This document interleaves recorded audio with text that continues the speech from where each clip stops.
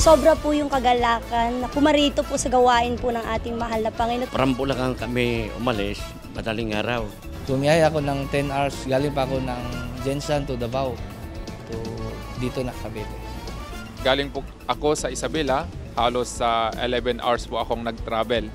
Yung travel po namin from Iloilo and then papunta dito ay mabuti ang Panginoon na nasustain po tayo and then nakarating po tayo dito safe.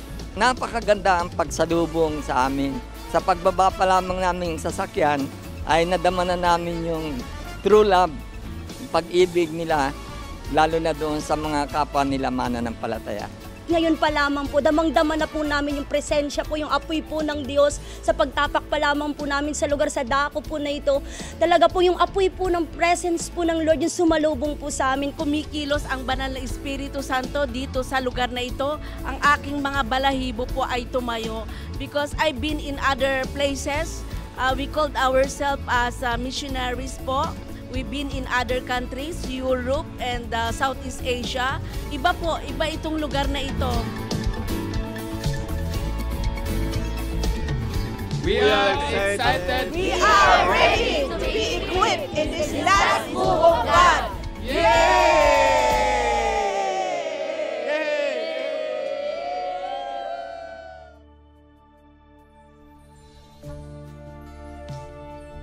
Una kong nakilala si Apostle ay hindi pa siya apostle noon. Siya ay estudyante ng aming School of Ministry way back 1985 o 1986. Nanonood ako madalas sa Oras ng Himala at sinasabi ko sa asawa ko na nung araw estudyante ko yan. Pero ngayon ay talagang successful siya at salamat sa Panginoon. Milyon ang nadala niya sa Panginoon at ang kanyang influence ay worldwide. Napakalaking ministry, napaka-successful and victorious. We were surprised na ganitong kalaki ang kanyang church dito sa Cavite. Pagpasok ko pa lang dito kanina, grabe, nagugusbump ako. Kaya pala, nung mapapanood ko to si Tatay Apostol Carillo sa TV, yung mga tao, hindi pa nga napag-pray sa unahan, gumagaling na. Grabe pala tong lugar na to. First time ko na makapag-visit dito. Grabe yung atmosphere na naramdaman ko. Sabi ko, kakaiba talaga tong place na to. It's like a kingdom. Totoo na buhay ang Diyos. Tangible yung glory ng Panginoon dito. Ramdam mo. Actually, hindi pa nga nagsisimula yung mismong Congress. Andun pa lang kami sa room, ramdam ko na kaagad yung Holy Spirit. Ganun po katindi. Talagang totoo na this is God's dwelling place. Very disciplined yung mga tao dito. Alam ko they are very filled with the Holy Spirit. Kakaiba, alam kong namumuhay sa prayer life, namumuhay sa kabanalan. The preparation was not actually physical. It's all spiritual. It manifests, it overflows sa mga manggagawa nandito. They were so courteous, they were so warm. The love and care was there. I feel like I'm a decade member of this congregation. We're so blessed dahil merong lugar na ganito na kung saan ay ginagamit ng Panginoon para kaming mga pastor ay mapagpala.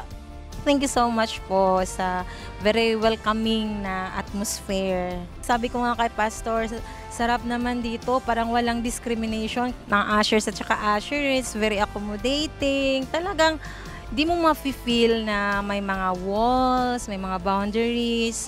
At maging sa mga pagkain na napakasarap na busog po kami. Bukod sa libre, approachable po yung mga leaders dito at talagang napakaganda po yung venue. Naranasan kong muli na ako ay talagang ma-refresh, mapuspos, lumakas, magalak. Dahil ako po ay nauuhaw sa pagpupuri and thank God because of the anointing of God sa music ministry na magsisimula pa lang talagang bukas na ang langit. At pagka tayo ay nag-aawitan, talagang mapapasayaw ka, mapapalundag ka. Declare Holy Ghost! Very organized, very disciplined. And of course, as a pastor, nilulook up din namin. Sana ganito din kami. Sa pag-awit pa lang sa instrument, I really felt talagang yung tangible presence ng Lord. So, talagang na-amaze talaga ako. And I'm really, really blessed sa Jesus is our shield.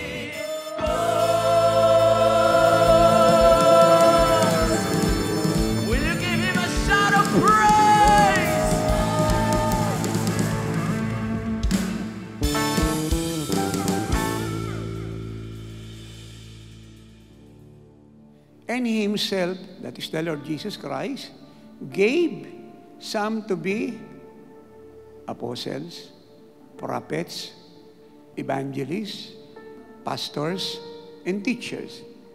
O dito makikita po natin na plural po yung salitang apostles, prophets, evangelists, pastors, and teachers. At dito sinasabi ng Diyos yung the law of the purse. Ang ibig sabihin nun, purse in time, purse in rank, purse in choosing, purse in anointing, purse in experience, purse in revelation. At sino po yun? The apostles. For the equipping of the saints, for the work of ministry, for the edification or edifying of the body of Christ. Paano naging church ang church pag wala ang full blast ministry ng isang apostol? Para sa akin, no, as a pastor, nakita ko kay Apostle Renato Carillo na direct to the point yung pagtuturo niya. No? Walang paligoy-ligoy kung ano yung ibig sabihin doon sa Bible. Talagang that was the exact interpretation. Parang nagbabago ang pananaw ko doon sa tinatawag na apostol. Kasi sa amin, yung apostol ay tapos na ang kanilang kapanahunan. Pero ngayon ko lang nalaman na hindi pala walang bahala natin ang apostol. Kasi ang apostol ay hindi pwedeng mawala sa tinuturo ng ating Panginoon na fivefold ministry. Biblical eh. Kapag wala sa Biblia, pwedeng hindi mo paniwala. Doon sa turo niya, wala pong pwedeng itakwil kasi biblical. We are not depending on theologian. Bagamat ako yung nag-aaral ng theology, kailangan talaga based on the Bible.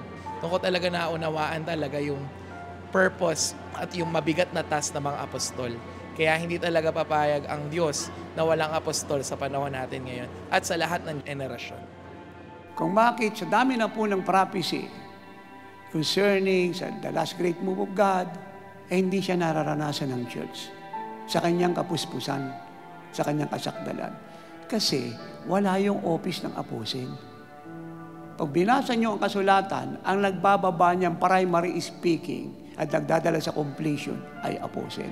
I have so many preachers listening to them, but the way he preaches is very simple. Marami po akong natutunan sa kanyang very simple pero may dating. Galing sa puso, totoo ang kanyang mga sinasabi. Madali lang pong maintindihan. Himay na himay talagang hanggang ngayon sariwa pa sa puso ko ang aking napakinggan. Parang sasabit talaga sa buong katawan mo na hindi lilihis hanggat hindi mo maramdaman ang presensya ni Lord. The teaching is really excellent. So I believe because of the moving of the Holy Spirit.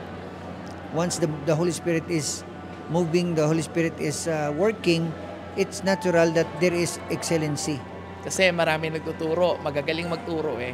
Pero si tatay, hindi lang po siya magaling magturo. Buhay niya yung kanyang tinuro. Pagtayo pa lang niya, talagang grabe na yung presensya ng Panginoon na personally dumapo sa akin. Hindi ko na nakontrol eh, yung kapangyarihan ng Banal na Espiritu Santo. Ito po ang in-time message na kailangan po ng Body of Christ para may prepare po ang Body of Christ sa pagbabalik ng ating Panginoong Hesus. Lord, break our heart. Purify our heart. Sanctify our heart. Consecrate our life.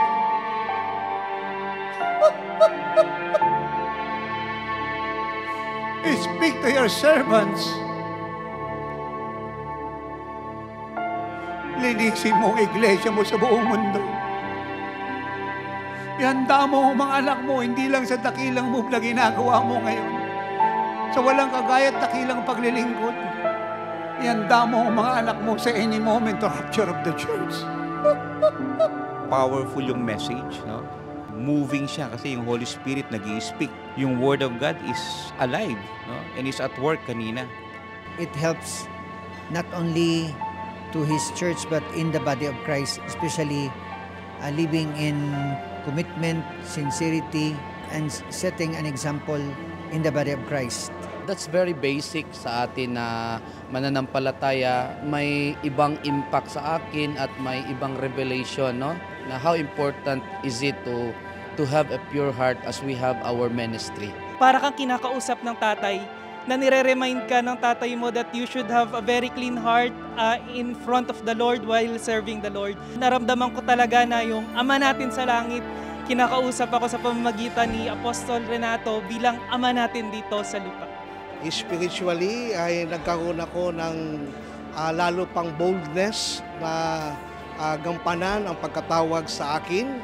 At the same time ay pagiging malinis ang puso, mamuhay na kagaya kay Jesus, living like Jesus.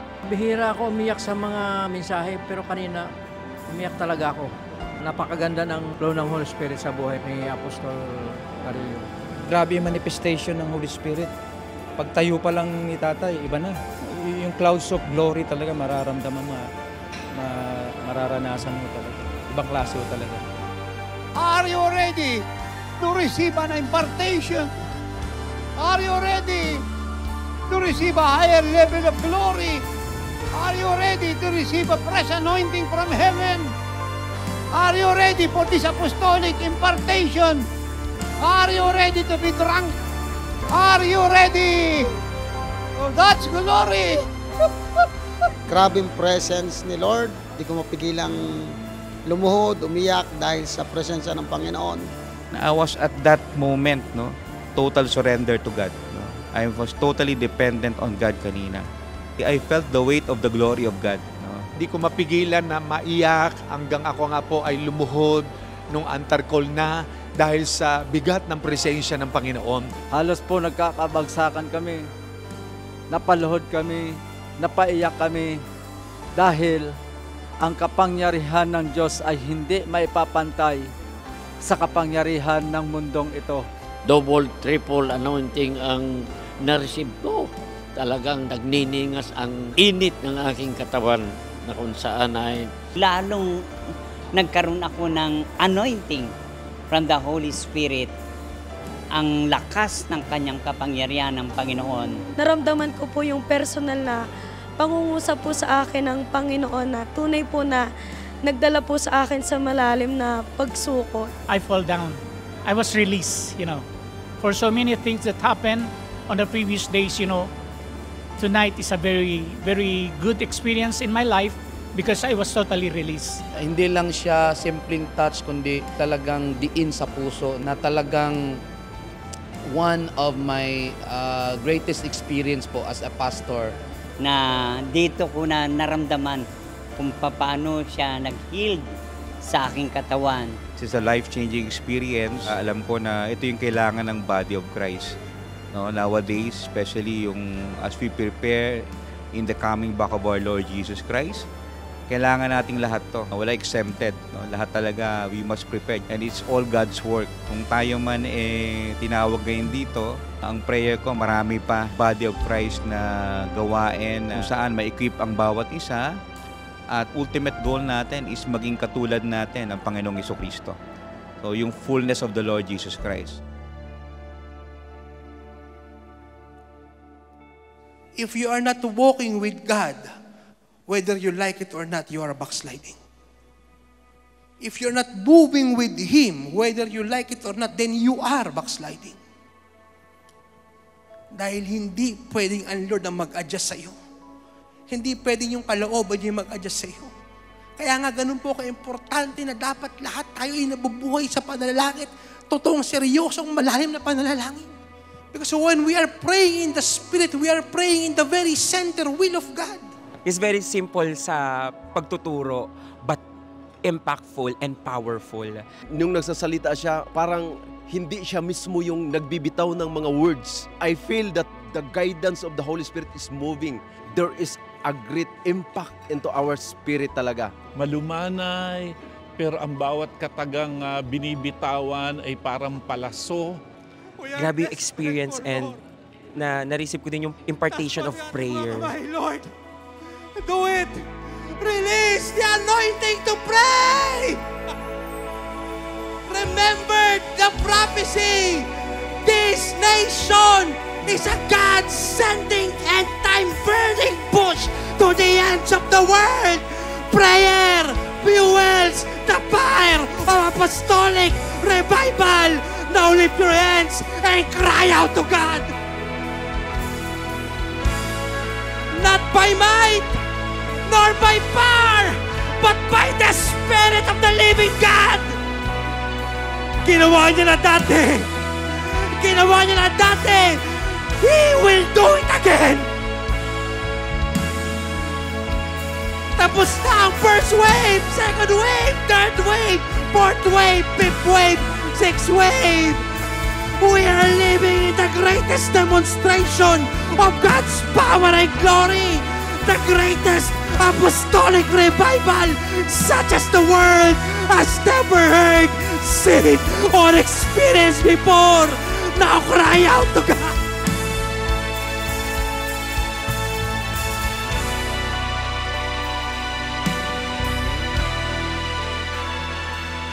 Grabe yung experience and na-receive ko din yung impartation of prayer.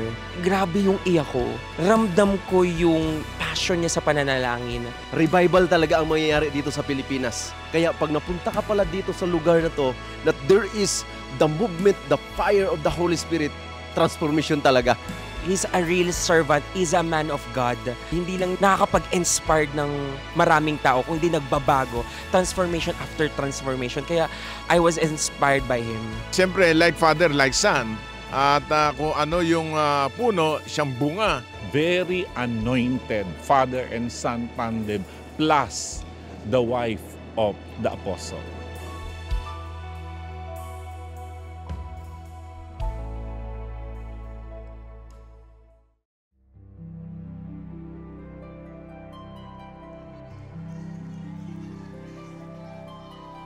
Kailangan mong lakaran ang utos ng Diyos, ng Panginoong Jesucristo.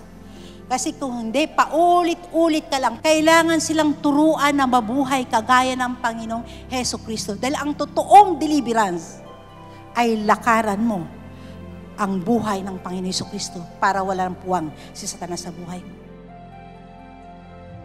Ang turo po ni nanay kanina, sobrang kakaiba. Ngayon lang po ako nakarinig ng ganon. Matatouch ka talaga, direct to the point, talagang malinaw. Tunay nga po ng pagpala po ako ng lubos. Na-open po yung aking mind at saka aking puso na kailangan lang talaga ang pagsunod po sa kanyang salita. Kahit nakaupo ako, naramdaman ko yung banal na espiritu ng Diyos. Babaguhin talaga yung buhay mo, marirevive ka talaga, marirestore ka. Para pong mismo ang Diyos po nagsasalita po sa ating buhay. At siya po'y nangungusap. Talaga pong tumpak po sa kaluluwa ko po yung kapahayagan po. Alam ko pong mensahe po yun ng Lord para po sa akin. Humbleness. Paging naging humble tayo sa harapan ng Diyos, at hindi tayo magiging hambog, glory to God. Ang Espiritu Santo ng Diyos ay dadapo sa iyo at hindi na iiwan kailan pa man. Damandama ko yung kapangyarihan ng banal na espiritu. Meron tayo minsan galit. Doon sa deliverance kanina, ramdam ko yung pagpapalaya ng Diyos. Hindi ko mapigilan yung hagulhol. At saka yung ramdam ko yung kapangyarihan na talagang naglilinis. Natumba po ako. Pagbangon ko, nandun yung kagaanan, tapos may galak sa puso. At saka yung peace na nararamdaman ko ngayon, alam ko na ang Diyos ang nagbigay. Anong namatay po kasi yung nanay ko, parang hanggang ngayon, hindi ko pa matanggap. Pinalaya po ako ng Panginoon sa ganong sitwasyon po. Pinalaya po ako ng Panginoon sa lahat ng mga bigatin. Actually, kanina pong umaga, parang ayoko pong mag-attend kasi nilalagnat po talaga ako. Talagang iba yung pakaramdam ko kasi para akong nasusuka. Salamat sa Panginoon dahil gumaan po yung pakaramdam ko at yung parang nasusuka po ako na wala po. Grabe yung na-experience ko sa Panginoong Diyos. Naalis yung lahat ng mga kabigatan. Naramdaman ko na parang ang Diyos po yung humawak po sa atin. Nakikita po natin yung ating sarili na mismong ang Diyos ay may inaalis po sa ating puso, sa ating pagkatao, sa ating pong kaluluwa. Sobrang lamig po ng aking kamay, na yung aking pong katawan mula ulo hanggang talampakan po ay nanginginig, nangangatal. Paglihan po niya ng kanyang kamay, bumaba po ang kapangyarihan ng Diyos. Talagang pinangunahan po siya ng Banal na Espiritu Santo at siya po yung ginamit ng Panginoon na daluyan o alulod sa presensya ng Panginoon. Sumakanya talaga ang buhay na Diyos na sa pamagitan niya, naranasan ko ang tunay na pagkilos ng banal na espiritu sa aking buhay. Taas mo ang kamay! In the name of Jesus Christ, the Son of the living God, come out!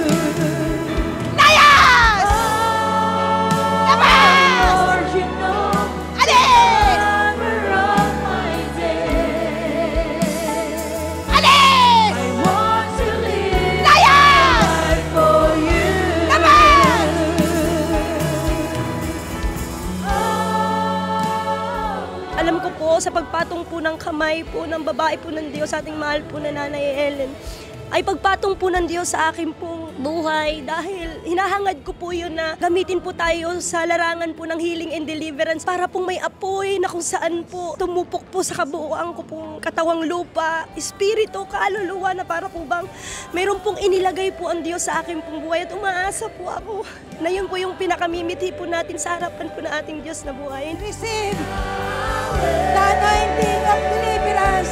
Receive it in the name of Jesus. Receive it. Receive it. Receive it. Yahweh, come and do what only you can do. Talagang pinalaya ako ng Diyos. Kaya ngayon, alam ko na ang buhay ko ay mas lalong higit na magagamit ng Diyos.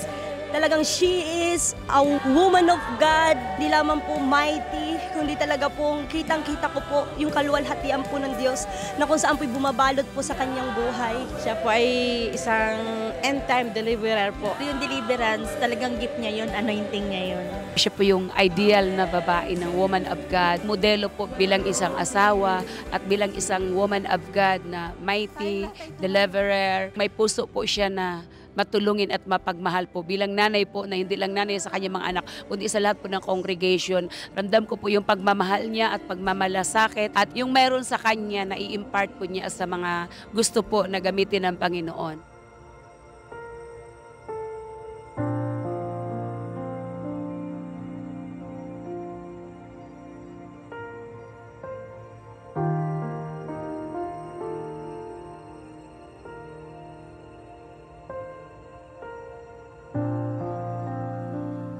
So sa standard po ng Diyos ay nahahayag ang principle. At ang principle po ito ay alinsunod sa kanya pong law. Ito po ay truth. Ito po ay unchanging at settled sa heaven habang panahon. At sa po sa standard ng Diyos na siyang napakahalaga, nakadahilanan, anumang uri ng paglilingkod ay pag-ibig sa Diyos. Love of God. We as pastors and bishops, we need also mentor. So, and that is what happening here. Kami po mga ministers, na may mentor din kami. Nakaupo kami rito, nakikinig kami sa mga mensahe ni Apostle Carillo. Nakukuha ko yung mga messages na talagang to the core na kung saan ay Bible-based, lalong-lalo na yung puso ng Panginoon. Number 2, holiness. Number 3, purity of the heart. I do believe this is the end-time message sa pamagitan ng Banal Espiritu Santo dahil naniwala ko na mayroon siyang intimacy, tinig mula sa ating Panginoon, fresh revelation. At itong end-time message na ito ang kailangan ng body of Christ. And lastly, do not go beyond your anointing. Kung ano ang tawag mo, doon nga mag-function. Kung saan kanya in-anoint, saan kanya tinawag, saan kanya dinala, magpakatapat ka ron hanggang wakas. Ando doon ang tagumpay mo. Kapag si Apostle Carillo nagsalita, he will pierce you through the bones. And talagang ramdam mo sa heart mo na may nag-stir up yung Holy Spirit, may ginagawa at may binabago siya sa buhay mo. Nung pinoprune niya everything na mga kailangan tanggalin habang nagsasalita si Apostle Carillo. Na alam mong may mga kailangan ka pang baguhin sa buhay mo. The moment you are filled with the Holy Spirit, the glory of God, the presence of God, you are lifted in the Spirit. You cease from being ordinary and you are transported to an extraordinary spiritual level. From being natural or normal to becoming supernatural. Naniniwala po ako na ang Diyos ang nag-invite sa akin dito and He sent me here para matuto, para i-correct, para turuan, para magamit pa. Yung turo ni Apostol, ito ay reminder o renewing of anointing. Tinuturo niya yung mga hinahanap ko sa Panginoon. Ang apostol pupunuin niya kung ano yung kulang. And nakita ko sa kanya yun and na-receive ko kung ano yung mga kulang na yun. Walang apostolic living like these people na andap-andap. Tulala at mahiyain. Lahat ng living like these apostolic people ay warrior. Kings, priests, anointed, powerful, glorious, immovable, unshakable, triumphant. Pinasimple siya pero naintindihan mo at naramdaman mo po yung essence ng sinasabi niya. Natatouch po yung puso, napupukaw, tumutusok, dumudurog po sa puso yung mga salita. Kung paano daw po yung tubig galing doon sa langit ay bumagsak sa lupa para diligan ang lupa at makapagtanim po yung magsasaka at siya'y umani. At hindi babalik daw yung tubig na yan doon sa langit malibang mabasa ang lupa. Ang salita daw ng Diyos ay ganyan. Basta ito'y nabitiwan na. At kung ano po yung sinabi mo, ano yung substance ng salita ng Diyos, ano yung dineklara mo, hindi ito pwedeng bumalik sa Diyos maliban yung sinabi niya ay naganap. Nakita ko doon yung awakening for every one of us. Kasi bilang mga lingkod ng Diyos, reminding us who we are in Christ. Reminding us that we should use our authority according to God. Na maraming division sa church ngayon, it's because they don't know how to use it properly. Nararamdaman mo yung katotohanan, yung truth, no? At saka yung sincerity ng kanyang pagsasalita. Talagang mararamdaman mo yung anointing ng Panginoon. Nagkaroon po ako ng refreshment dahil alam naman natin yung faith kung gaano kahalaga at gaano kaimportante. Lalong na-boost yung faith. Na-stimulate yung aming gift of faith na kung saan ang pananampalataya niya ay ganoon na lamang. At itong pananampalatayang ito ang nagbibigay rin sa amin ng pag-asa. Your confession is necessary. Speak the word. Not your feeling, not your problem, not what the word is saying, not what the devil is doing. Speak the word. Speak the word. Speak the word. Speak the word. Speak the word. Speak the word. Indeed, He is a man full of glory, a man full of His Spirit. Nakikita talaga natin yung glory sa Kanya. Pagpasok pa lang niya, hindi mo mapigilan yung luha sa mata mo na tutulo talaga. Yung turo niya, sinasabuhay niya talaga. Totoo yung sinasabi niya dahil buhay sa Kanya. Yung tinuturo niya.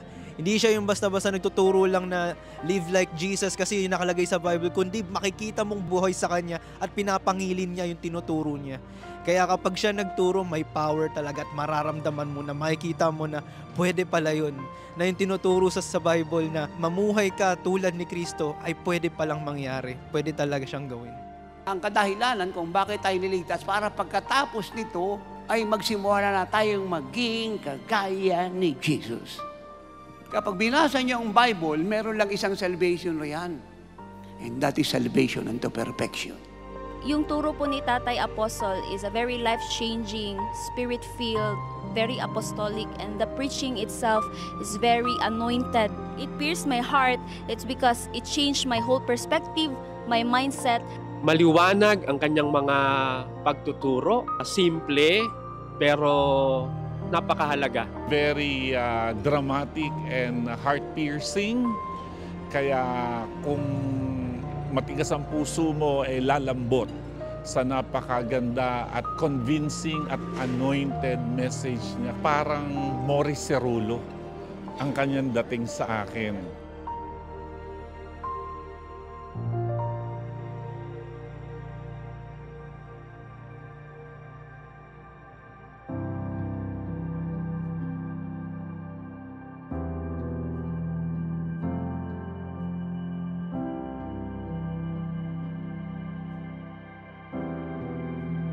In this world, you are like Jesus, not in heaven.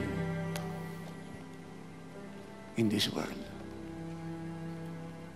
And I thank God, nagsimula na ang perfection niya. Very obvious yung work of the Sovereign Holy Spirit, Christ-centeredness, very focused sa living like Jesus, in which we are called to do so. Mas madaling maintindihan yung kasi naranasan niya, yun ang ipinipreach niya. Kasi doon sa oras ng himala, pinapanood ko na siya. Pero mas naging blessed ako nung nagpunta ako rito na nakita ko sa mismo ng personal. He's not just touching the intellect, he's not just touching the emotions of people, pero nandun talaga yung kapangyarihan ng Banal na Espiritu to touch the whole being, the spirit, the soul, at tunay na merong transforming power. Anumang term yung gamitin ng church, o anumang klase ng discipleship training mo diyan, o maturity, bahala ka. Pero isang bagay, wag mong kakalimutan, pag naligtas siyang kaagad, dapat maging kagaya ni Jesus yan para tapos ang deliverance.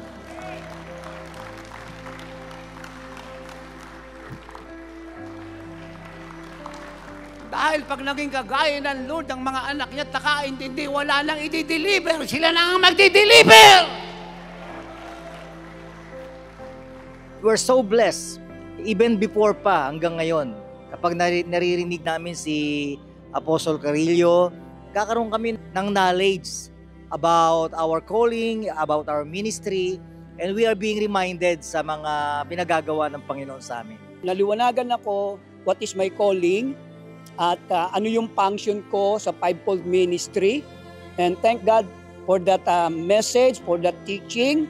Ako po ay maraming natutunan, na-refresh, at naniniwala po ko. Kapag nagpatuloy tayo sa presensya ng Panginoon, marami tayong matututunan. Marami tayong malalaman at magagamit natin yung kapangyarihan na mula sa Panginoon. May mga iba't ibang mga apostle nga, no, at tinawag sa iba't ibang kaparaanan. Pero si Apostle Carillo, he was really called to minister to the church, and so that the church will live like Jesus at maranasan talaga yung perfection, hindi lang sa future eternity, but even here on earth, the church will walk as Jesus walks. Praise God. Nagawa ng God the Father ng lubos ang gusto niya sa buhay ng Gadasan. At yung plano niyang iligtas ang buong mundo through Him ay dahil nagpa siyang Panginoon. Isuko ang buhay niya na 100% sa Diyos.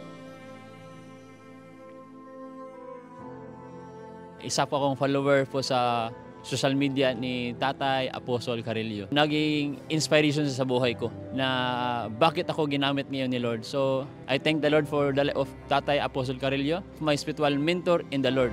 Kasi through his life, nagiging good example, naging role model when it comes about serving our Lord Jesus Christ. Nakita ko po ang buhay po ni Apostle Carillo na talagang mahal na mahal niya ang Panginoon at mahal na mahal din niya ang body of Christ. The way he speak, sobrang gentle, and he is so kind. Hindi lang siyang leader sa simbahan, kundi father pa. Tatay na mapagmahal po sa kanyang mga congregation, sa lahat po, lalo na po sa mga lingkod ng Panginoon. Nakita ko po yung malinis niyang puso na gusto niyang i-impart sa mga pastors. Talagang he's a man of God. Talagang general. I literally saw Apostle on television. Some of my friends would say things that are not really good to hear about him. So when I arrived, I have this list of questions that has this background from the negativities concerning the apostle. I seek the guidance of the Holy Spirit as the apostle go along with his amazing teaching. It's really the intervention and the outpouring of the Holy Spirit that teaches him to teach us. All of the box, I checked it one by one just to confirm that everything was just false accusation. I realized that to some extent, you should not believe right away. So I truly believe that Apostle Renato Carillo is a true man of God. Babalik na ang mga hari sa kanilang mga territory.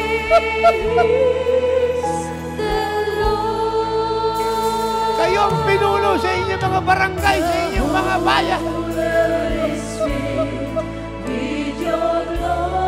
Ang pagbawalan niyo ay pagbabawalan sa langit.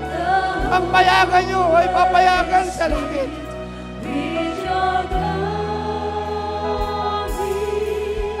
God, let it speak with your glory. My God, let fire from heaven fall. Tapos na ang pagkatalo Tapos na ang pagkatalo ng church. Tapos na ang pagkatalo ng church. Tapos na ang kababaan ng kalagayan ng church. Tapos na ang paghihikahos ng church. Tapos na ang gawa ng diablo sa church. Tapos na ang gawa ng diablo sa church. Tapos na. And the church will roar like the lion of the tribe of Judah. The church will destroy principalities, rulers of darkness, spiritual wickedness in high places. The church will go in power, in might, in authority. The church will possess the land. The church as one body will rise up as the most powerful force in the face of the earth. The church will reign and rule like Jesus.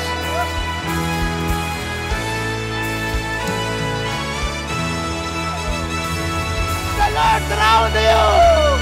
The Lord possess you. The Lord invade you.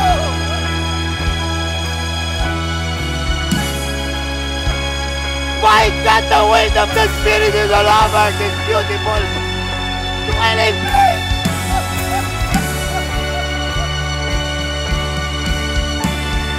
Clouds of glory surround us.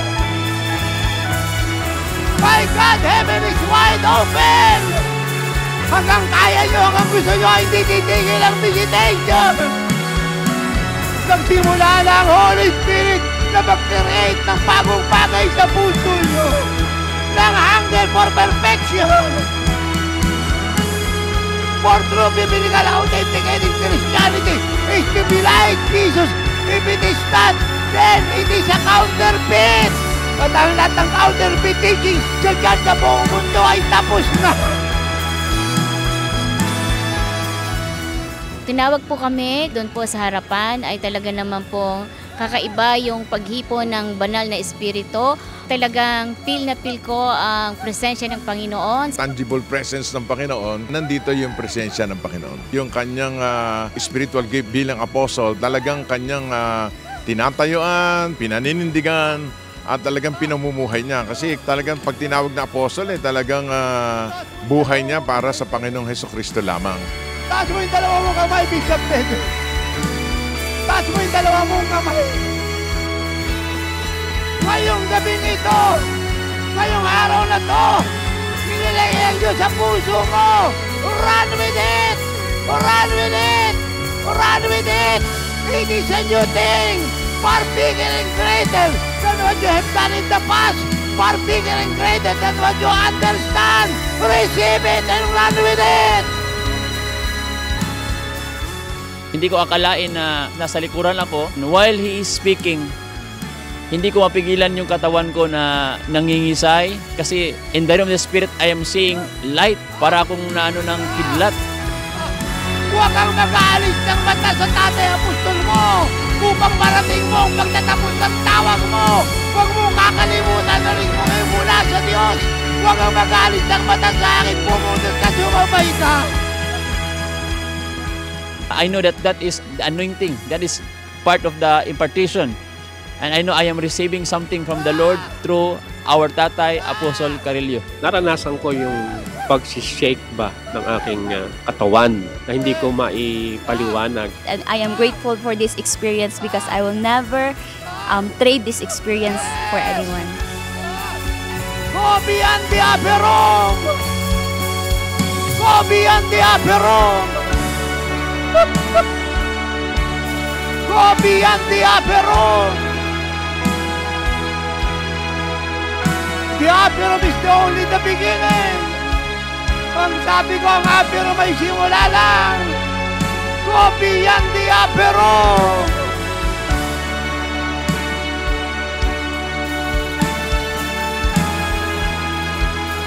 And Pentecost continue! It is called the greatest apostolic revival, the greatest Pentecost. Iba yung presence niya. gumagalaw, kumikilos ang Panginoon, no? From the start hanggang ngayon, sa signs and wonders na nalaman ko, nakita ko, talagang ang Diyos ay kasama niya, talagang coming from the Lord yung pagkasalita niya. Purihin po ang ating Diyos na buhay sa pinakamagandang experience na naranasan ko sa araw na ito ay nakita ko yung malakas na galaw ng banal na espiritu sa atin pong kalagitnaan. Truly, if we submit ourselves unto God, His presence will dwell. So, God's amazing presence is in this place. Praise God for that impartation. Very obvious na ang mga men and women of God naranasan ang galaw ng Panginoon at maging kami na nakarating dito, we really experience the mighty works of God in our life. Parang pagka dito kami ngayon, parang ayaw mo nang umuwi, no? So, nagpapasalamat kami sa Diyos. Personally po ako sa mga answered prayers, no? Kasi kanina may mga prayer requests kami. By faith, we believe that all these prayer requests are already answered. So, I praise God na naranasan naming overflowing blessings, yung glory ng Panginoon, yung impartation na namin na-receive. Nakaka-bless talaga ang Congress na ito. Tunay na nakaka-encourage sa amin bilang mga manggagawa ng Lord sa Ubasan. It's life-transforming. Talagang glorious ang gawain na ito. Kung meron mang pinakamagandang nangyari sa buhay ko po, isa po ito talagang hindi ko po makakalimutan. Kung saan man po kami dalahin ng Panginoon, handang-handa na po kami dahil sa ginawa ng Panginoon sa gawain ito. Kaya purihin po ang Panginoon. Grabe po ang ginawa ng Diyos. Kitang-kita po namin na pagpala po ang mga bishops, mga minamahal nating mga pastor, naranasan po nilang Diyos, pinuno ng Diyos ang puso nila ng kagalakan, kaligayan, katuwaan. Kakaiba po, inordain talaga ng Diyos ang bishop and pastors conference na to. So agulgul po sila, pinuspos sila ng Diyos. Grabe po, hindi lamang yung glory ng Lord, kundi tidal wave, tsunami ng glory ng Diyos. Talagang madadama mo na may ginagawa ang Lord sa puso po nila, sa damdaming espiritu. Iba po yung napapaluhod, iba po talaga ay napapadapa na lang, hindi po makontain yung power, yung glory, talagang heart-melting, life-changing. Nasabi nga po ng apostol ng Diyos, hindi kayo babalik ng bayan ninyo na kagaya pa rin ng dati. Dahil tunay nga po na ang daksa, ang kabod, the weight of God's glory. Ay yung pangako po na Lord that we are living in the season, the greatest season of Holy Spirit invasion. And siya pong naranasan mismo ng body of Christ na wala pong hindi umiyak, walang hindi po napuspos, wala pong hindi magsasabi na hindi na naranasan ng Diyos. Actually po, iba po natin nakakausap ng mga pastors, mga bishop, sila po'y tuwang-tuwa, nagpapasalamat po sa Diyos na sila po'y napabilang sa pagtitipong pong ito. Nasabi nga nila, yung iba po'y matatanda na sa ministry, pero parang ngayon lang po nila naranasan, yung naranasan po nila sa Bishops and Pastors Congress pong ito. Lumaya po sila sa maraming mga bandages, doctrines at marami pang mga bagay na saan masaya po sila, and they are so much willing to give up, to surrender everything. The foundation of the true Christianity were being laid down by the man of God. Dumating na po ang panahon na ni-revealed, binalik ang foundation ng church sa tama pong foundation, which is the Lord Jesus Christ. Sa matahabang panahon, inantay po namin ito sa pamamagitan ng pag-ayunot, pananalangin, at the same time, yung pagtitiyaga ng apostol, almost 39 years na paglilingkod, at ngayon nakikita na po namin ang bunga. Dati ay pre-prophecy lang ng lingkod ng Diyos, yung mga pastors na dadali ng Lord sa Kanya, at ngayon po yung fulfillment. Tunay nga po, we are living in the fulfillment of all God's prophecies and promises sa ministeryo po ito at sa mandate mismo ng buhay ng lingkod ng Diyos. At kitang-kita natin po yung apostolic revival na talagang pinangyari ng Diyos sa buhay po ng mga leaders, mga nasa fivefold ministry gifts na kung saan ay talagang ang ine-expect nila ay hinigitan ng Diyos na buhay, ay beyond measure yung pinangyari ng ating Diyos na buhay sa lugar na ito. At maging yung mga kapahayagan na binitawan ng lingkod ng Diyos ay talagang kitang-kita na totoo ang Living Like Jesus teaching. Totoo ang apostolic revival na ito na pinapangaral ng buhay ng lingkod ng Diyos. pinapakilala na po talaga ng Diyos kung sino yung totoong lingkod ng Diyos na kailangan ng buong body of Christ, kailangan ng bansang Pilipinas, at kailangan ng buong mundo na matagal siyang itinago ng Diyos.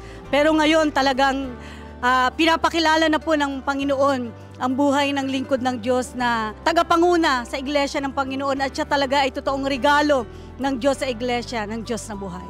Na tunay nga po walang patak ng luha natin, walang pag-aayuno, walang pagbibigay pagkakalob po, pagsasakripisyo po natin ang nawalan po ng kabuluhan.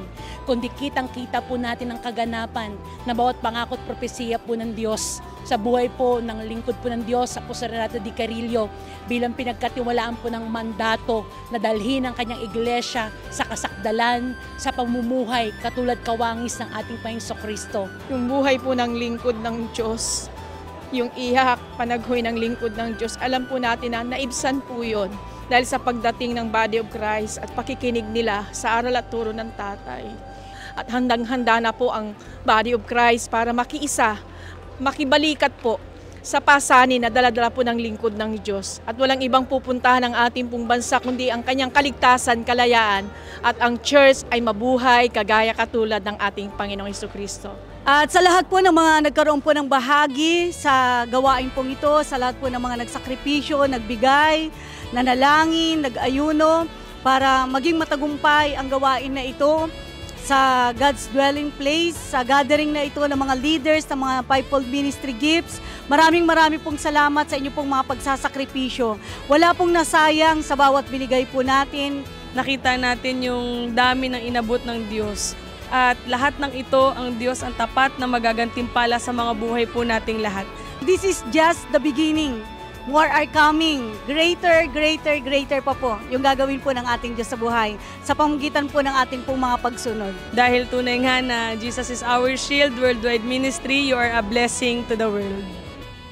The Lord has done great things for us, so we are rejoicing. At ang kadahilanan ay kayo. Maraming salamat sa inyong panalangin, pagkakaloob. Totoo nga na pag tayo nagkaroon ng pusong magkaisang sumunod, mga dakilang bagay ang mangyari at magaganap. Ang nangyari rito ay recorded sa langit at ito ay naganap dahil sa inyong mga minamahal, mga iniibig. Huwag tayong magsawa, ilang hakbang na lang bababa na ang Panginoon at ilang tulog na lang ng Pilipinas ay magniningning sa buong mundo dahil sinaging bansa ng Diyos. May inyong biyaya, kasaganaan sa ng inyong pamilya. And His Shield Worldwide Ministries, don't ever forget. We will finish the mandate. And all God's people say, Amen.